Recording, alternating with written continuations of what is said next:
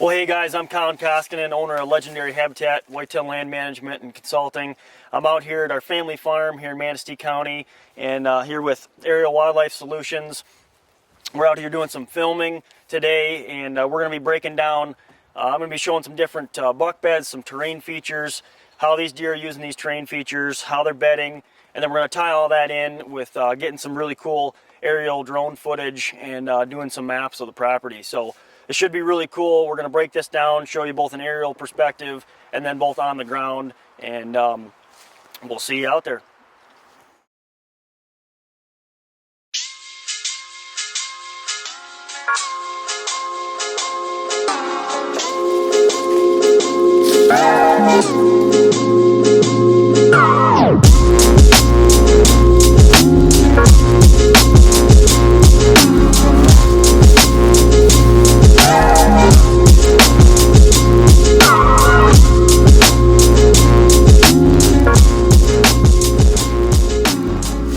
Alright, so now we're going to be breaking down here. We're back in the back of this 40 acres and we're going to be breaking down these terrain features. So what we've got right here is you've got an ag field on the other side of this, and then we've got several of these, small, bigger hillside situations, and then we've got several logging roads. We've got a big saddle right here, and we've got several different situations of bedding both on the south side, north side, and we've got several points that come out here too. And so that allows a lot of different bedding opportunities for early season all the way through late season. And we can also stack a lot more deer in here, both bucks and does, because of our relative distance to our food, and then also because of the social pressure. These terrain features break up your doe and family and buck groups, and so that way you can fit a lot more deer in here and a lot more older age class bucks. All right, so one of the things I want to break down here for you is we've got a stand location I've been hunting for several years, and I want to break down how I'm accessing this area in particular. So we've got this big terrain feature, and so I'm using this terrain feature as my security cover for my access. Another thing that plays a big role in here is the wind that I'm hunting the stand on, and I'm correlating that to my access, and I'm also correlating that to how these bucks naturally want to use these terrain features to get back into their bed. So I'm typically hunting this stand on any type of a northeast wind.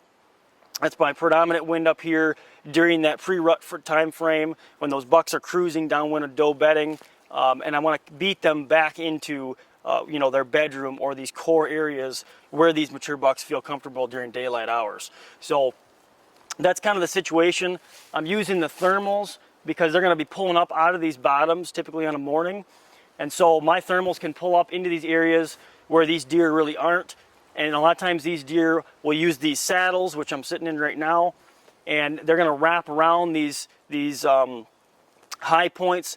Deer are typically always going to take the path of least resistance. We've got a couple of logging roads down there, and it makes us a great travel corridor for these bucks to make their way all the way down through, and then they're going to wrap back up onto these top high points and terrain features we're going to show next.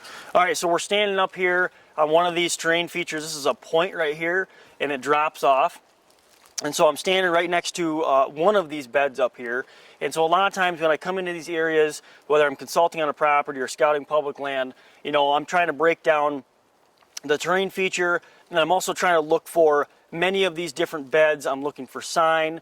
There's several previous rubs up here that I'm looking for, so we've got some historical sign in here.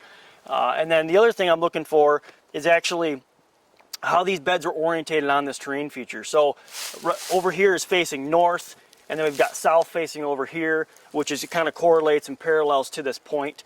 And so that gives the opportunity where these bucks can bed.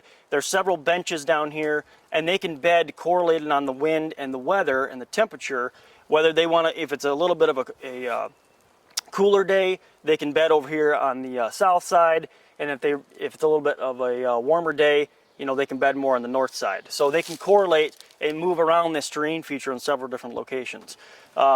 Typically I find that in most situations, bucks typically like to bed high, and a lot of times that will be, kind of more so on the military crest of these terrain features. And so as you can see right here, we're almost close to that point where our terrain really starts to drop off. and that's more so basically the military crest. That does a couple different things, where obviously it gives that buck a visual advantage. He can see any predator coming up here a long ways. It also gives him another wind advantage, because when our thermals are pulling up and then you've got another top wind blowing over the top of these terrain features, that wind typically will swirl, and so that deer can smell several different predators from a good radius around him. Looking at these beds these individual beds can tell you a lot of information, when you start looking at more and more beds and you understand, not only the size of the bed, so you can first look at, just the pure sheer size of the bed. You're talking about typically a mature buck is going to be, around that 180, 200 pound deer, maybe even more than that.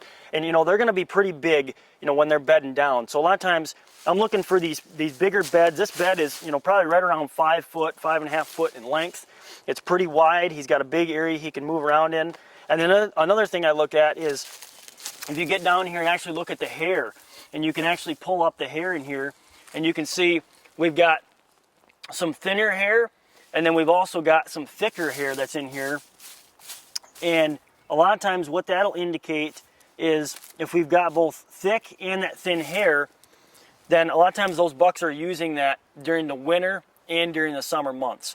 So when you're looking at beds, that's a key thing to breaking down when that buck is bedding here. Sometimes they'll use these beds all year. It just depends on social pressure, food sources, and then of course the security cover aspect of it. And there's quality cover, and then there's both security cover where it's free of human intrusion, and that's super key to buck bedding. This area back here gets no human intrusion. It's very secluded back here. And so these bucks feel very comfortable being back here, during the day within this core area before they head out, to food sources.